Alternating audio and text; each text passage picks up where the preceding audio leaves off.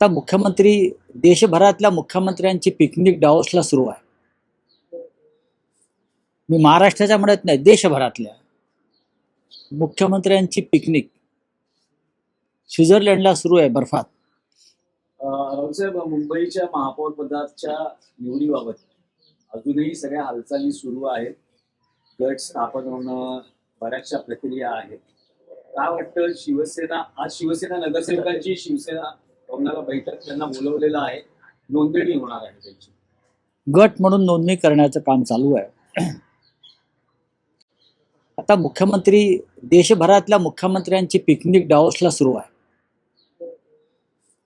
मी महाराष्ट्राच्या म्हणत नाही, देशभरातल्या मुख्यमंत्र्यांची पिकनिक स्वित्झर्लंडला सुरू आहे बर्फात. ती संपली काय मुख्यमंत्री मेयरच्या इलेक्शनमध्ये लक्ष घालतील. स्वित्झर्लंड मधला, डावोस मधला जी औद्योगिक कॉन्फरन्स आहे ती अत्यंत हास्यास्पद ठरते, विशेषतः भारताच्या दृष्टीने. अनेक राज्यांचे मुख्यमंत्री तिकडे जातात आणि तिकडे भेटेगाठी होतात, देशात नाही भेटत एकमेकांना. स्वित्झर्लंडच्या निसर्गरम्य बर्फाळ प्रदेशात हिंदुस्थानचे अनेक मुख्यमंत्री एकमेकांना भेटतात आणि तिथे चर्चा होते. आणि भारतातलेच उद्योग डावोसला जाऊन मुख्यमंत्र्यांशी करार करतात, जनतेच्या कराच्या पैशावर. जायला हरकत नाही, पण जो फौजफाटा राज्यातून जातो स्वित्झर्लंडला, पंतप्रधानांनी त्याच्यावर लक्ष ठेवणं गरजेचं आहे की खरंच मध्य प्रदेशमध्ये गुंतवणूक येते आहे का, आंध्रमध्ये गुंतवणूक येते का, इतक्या डावोसला फेऱ्या मारून वर्षानुवर्ष. महाराष्ट्रामध्ये किती कोटीचे करार झाले? 14 लाख कोटीचे का? काल एका दिवसात 1 लाख कोटीचे एका दिवसात 14 लाख रोजगार मिळणार आहे. 14 लाख. आणि मुंबईत 9 लाख रोजगार मिळणार आहे. म्हणजे हे आकडे जे आहेत हे सुखावणारे आकडे आहेत राज्याच्या दृष्टीनं.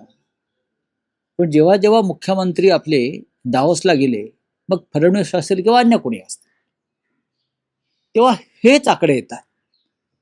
14-15 लाख रोजगार मिळणार, 15-16 लाख कोटीचं गुंतवणूक येणार. करार कोणाबरोबर झाले?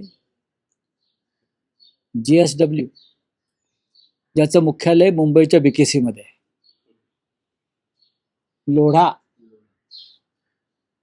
ज्यांचं संपूर्ण हेडक्वार्टर मुंबईमध्ये आहे. पंचशील, मला कोणतरी म्हटलं सत्यजित तांबे यांची एक कंपनी आहे संगमनेरला, त्या कंपनीचा करार सुद्धा डावोसला झाला, असं मी वाचलं. हे फार गमतीशीर आहे. मग महाराष्ट्रात करार करा ना, महाराष्ट्रात करार करा. तुम्ही या देशातल्याच कंपन्यांशी करार डावोसला जाऊन करणार असाल आणि त्याचे फोटो झळकावत असणार सर्वत्र, जगामध्ये हसं होतं, असं अनेक तज्ज्ञांचं म्हणणं आहे. मी वाचलं मगाशी की भारताचं जगामध्ये हसं होतं अशा प्रकारे. आकडे कशाला फुगवून सांगतात?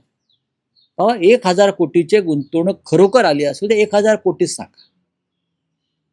आतापर्यंत तुम्ही गेल्या 5 वर्षामध्ये डावोसला किती वेळा गेला? प्रत्येक वर्षाला जाता. हे जर आकडे 5 वर्षातले पाहिले तर जवळजवळ 75 लाख कोटीच्या वर आकडे जातात. दाखवा गुंतवणूक कुठे आहे ती, आणि तुमच्या दौऱ्यांवर किती खर्च होतोय तेही या देशाला किंवा राज्याला दाखवा.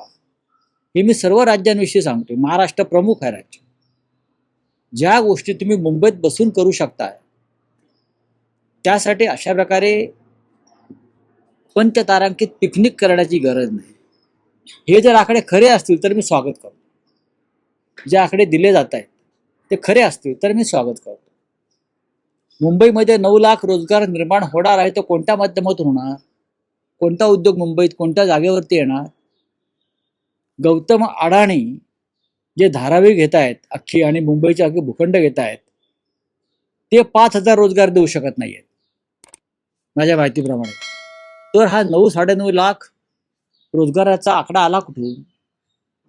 जनतेला फसवू नका आणि जनतेची तिजोरी लुटू नका, एवढंच मला या दावतच्या निमित्तानं सांगायचं.